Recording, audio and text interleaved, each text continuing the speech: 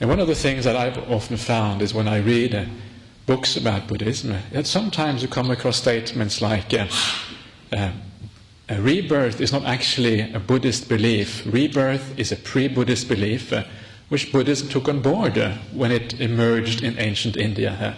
In other words, it existed, it was a cultural thing in India which already existed. And then when Buddhism came on the scene, it just took on this cultural thing which already existed in India at the time.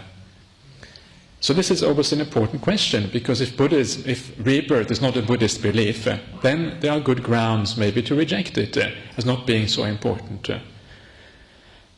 And then finally I want to talk about this. Well, given all the evidence about rebirth, what should our attitude be towards rebirth? Should we believe in it or should we not believe in it? And how, not least, how should we believe in rebirth?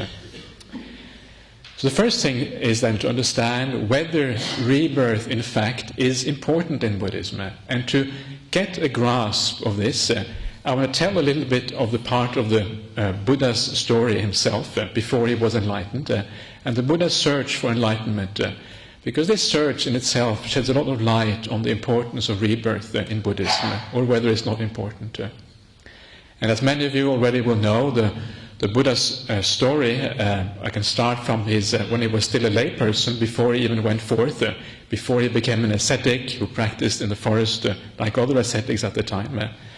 And everybody knows, most people know who are Buddhist, that the Buddha enjoyed a very privileged life before he became an ascetic. He had all the pleasures that people can have or had in those days 2,500 years ago.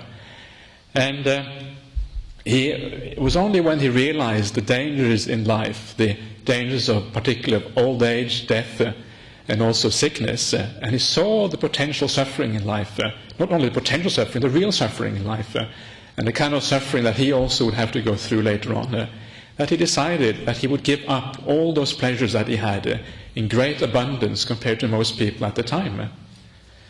So that's how the Buddha started his life, started his kind of search, if you like, search for something beyond, something more than just ordinary sensual life of most people.